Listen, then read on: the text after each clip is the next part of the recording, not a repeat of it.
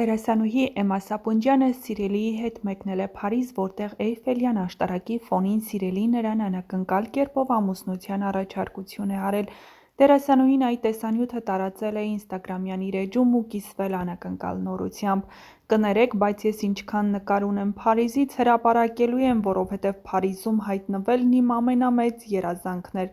Դե էլ չասեմ, թե երեկ ինչ օր եմ ունեցել, դա նախորդ հրապարակումիցս կարծում եմ արդեն բոլորդ հասկացել եք, փարիզյան լուսանկարներին կից գրել էր Էմմա Սապունջյանը։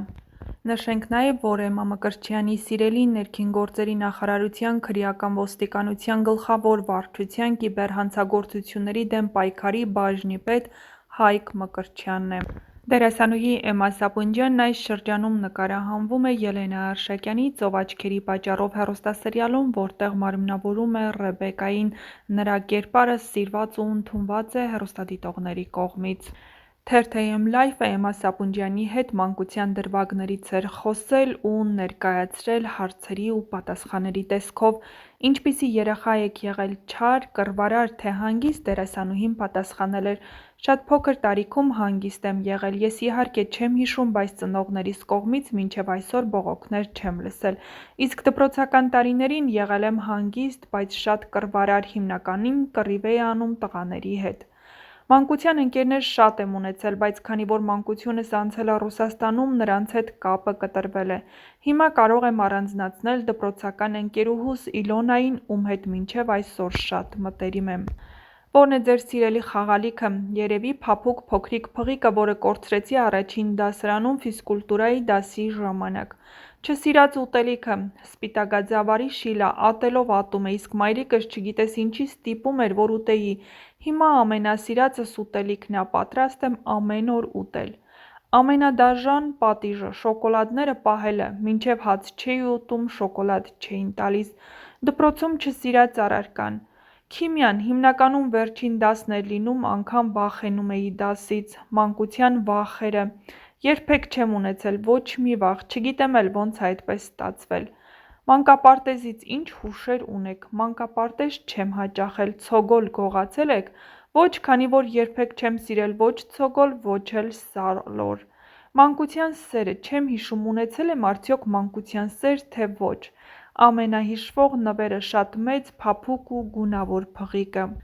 Երիտասարդ դերասանուհի Էմմա Սապունջյանի առաջին լուրջ դերը եղել է «Սահմանին» հեռուստաֆիլմում, իսկ սովորելու տարիներին մասնակցել է գրեթե բոլոր քաստինգներին, նկարահանվելով էպիզոդիկ դերերում։ Երևան նախագծում խաղում էր աղուհացով աղջկա կերպարում, Վիպոյան Նուր գնում էր, աղուհացով էր դիմավորում։ Շատ դերասաններ ամաչում են ասել, որ էպիզոդիկ կամ շատ փոքր դերում են խաղացել, ես չեմ ամաչում, նշել էր դերասանուհին, քանի որ ինքս ինձանով փորձել եմ կայանալ այս ասպարեզում, ինչ քաստինգի կանչում էին, գնում էի և չեմ ամաչում դրա մասին խոսելուց, դա իմ մասնագիտությունն է, պարզ է, ոչ մեկը չպետք է սկսի միանգամից գլխավոր դերից, և այն մարդիկ, ովքեր միանգամից ստանում են գլխավոր հերոսին մարմնավորելու առաջարկ,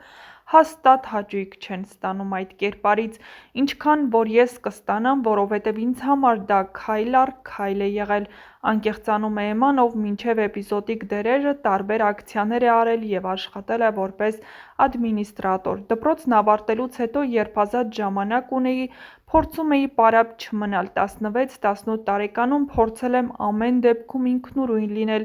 առաջին հոնորարս չեմ հիշում, բայց համոզված եմ շոկոլադ եմ գնել։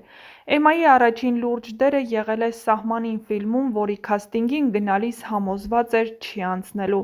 Այդ ֆիլմից հետո մասնակցել եմ ռեժիսոր Հարութ Շատյանի «Միլիոնը թակարդում» ֆիլմի քաստինգին և կրկին համոզված էի, որ չեմ անցնելու, բայց ինձ հաստատում են Կառայի կերպարի համար։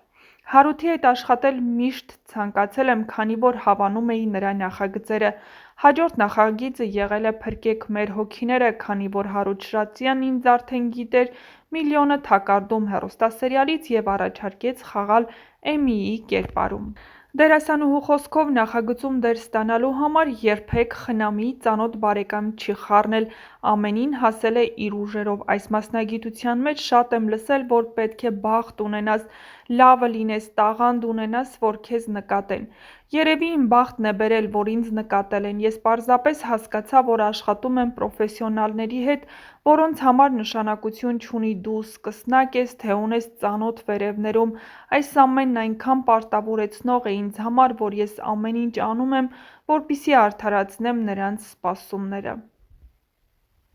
Այն հարցին, թե կան արդյոք տեսարաններ և պահանջներ, որոնց պատճառով կարող է հրաժարվել տվյալ նախագծում նկարահանվելուց, դերասանուհին նշեց. «Ոճային փոփոխությունների համար առհասարակ խնդիր չունեմ։ Եթե ռեժիսորի հետ պայմանավորվում ենք և համաձայնության գալիս, որ պետք է մազերս ներկել, ներկում ենք, կտրել, կկտրենք։ Չեմ նկարահանվի միայն ինտիմ և բաց տեսարաններում, քանի որ դա չէ, որ ցույց է տալիս, թե որքան պրոֆեսիոնալ ես դու քո մասնագիտության մեջ։ Հայաստանում այդ ամենը մի քիչ այլ կողմ է գնում, մի քիչ սխալ է, երբ դու մերկ կանգնում ես և բոլորը նայում են։ Այդ ամենը կարծում եմ մի մարդու համար պետք է լինի»։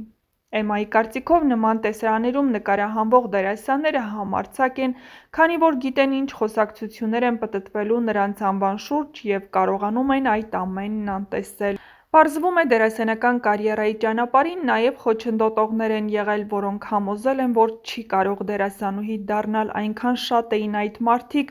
ընկերներիցս սկսած, դասախոսներիցս վերջացրած։ Ամեն կողմից ինձ փորձում էին ապացուցել, որ ես ոչ մի բանի չեմ հասնի, դու չես կարող, դու այստեղ շեշտադրումը սխալ ասացիր, դու դերասան չես, դուրս արի այստեղից և այլն։ Նրանք շատ էին, և ամենաահավորն այն էր, որ նրանք տարիքով էին, ովքեր հակառակը պետք է օգնեին, աջակցեին, որ ես ավելի հմտանայի իմ գործում, բայց նրանց մեջ նախանձ կար։ Իմ դասախոսներից մի քանիսն ամեն ինչ անում էին, որ փոշմանեմ այս մասնագիտությունն ընտրելու համար, կարող էին ասել դու անտաղանդ ես, դու ինչպես կարող ես դերասան դառնալ, և փորձում էին ինձ դրանում համոզել, բայց ես այնքան ուժեղ գտնվեցի, որ ոչ մեկին չլսեցի։ Ես շատ փոքր տարիքից գիտեի, որ ես լավն եմ, ինչքան էլ դա հիմա մեծամիտ կհնչի։ Ես ինձ միշտ լավն եմ համարել և կարծում եմ հենց դա է պատճառը, որ մյուսներն էլ են ինձ հավանում։ Իմ ինքնագնահատականը միշտ բարձր է եղել և կապ չունի, թե ինչեր են ինձ ասել։